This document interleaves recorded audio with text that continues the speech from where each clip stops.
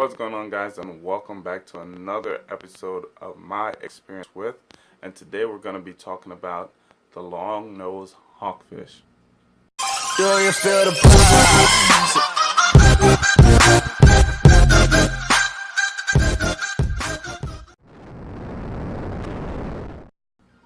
So I always refer to Live Aquaria for this information because it's fairly consistent and you guys have easy access to it, so that way, you always can go back and see and verify what I said was true or not. But once I'm done with the basic Live Aquaria stuff, I'm gonna go ahead and explain my personal experience with this specific fish, and we'll see what I have to say about it. So according to Live Aquaria, the long-nosed hawkfish is easy care level, semi-aggressive. It's red and white. It is a carnivore. Its max size is 5 inches. It's originally from Central America, Indonesia, Sri Lanka, and Sumatra. And its minimum tank size is 30 gallons. So now that you guys know this, I have a long-nosed hawk in here. Actually, he's perched right over there. You can see him. Fantastic fish, great fish. If you guys, are interested in it, definitely give it a shot. Probably one of my favorite fish. Not probably, definitely one of my favorite fish. He's probably around 3 inches right now. As far as the warnings go with him and his semi-aggressiveness, I wouldn't say he's semi-aggressive. I've had no issues with aggression with him. However, he is a carnivore, and I have caught him eating a hermit crab or two. Now, that being said, I cannot confirm that he actually hunted and killed this hermit crab.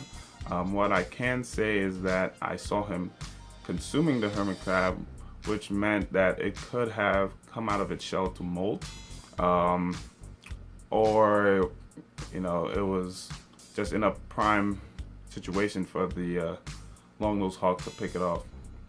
Now, I will say that the long-nosed hawk can be a problem. If you keep a lot of peppermint shrimp, I would advise against getting a long-nosed hawk. You won't see it happen more than likely, but your peppermint shrimp will tend to vanish.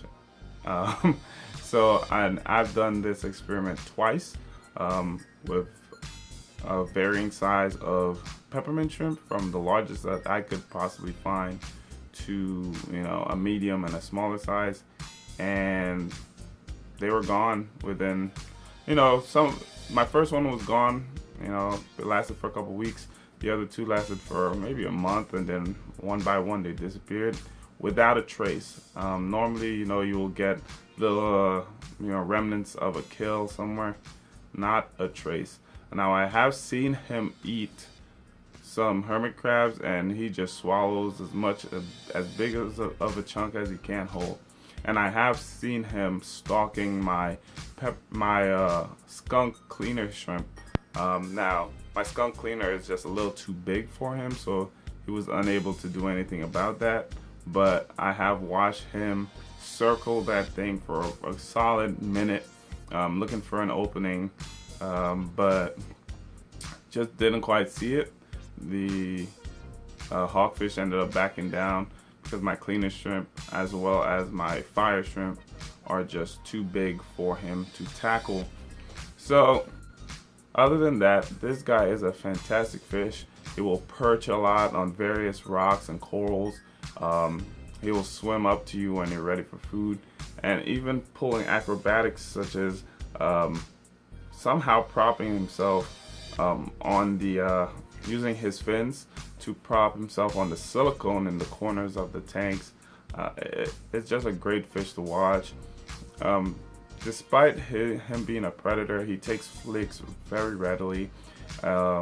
He also takes frozen foods without an issue. Anything you put in there, he'll eat. He eat live foods as well. I normally, if you haven't seen my Instagram, head over there at Budget Aquatics. I normally take amphipods from my tank. You can go watch my last video while I'm doing maintenance, and I put them in a bowl and then I drop them in the tank. And between him and those two wrasses that I have, which are my yellow chorus wrasse and my 6-line wrasse, between the three of them, they dominate those things and they just eat amphipods like they're popcorn. So definitely go check out some of that footage in my last video. And you know, I usually put a lot of updates, little mini updates on Instagram of the status. But definitely, if you guys are interested in this fish, go ahead, get one. You won't regret it. They're great fish. And thank you guys for watching the video. Have a good one.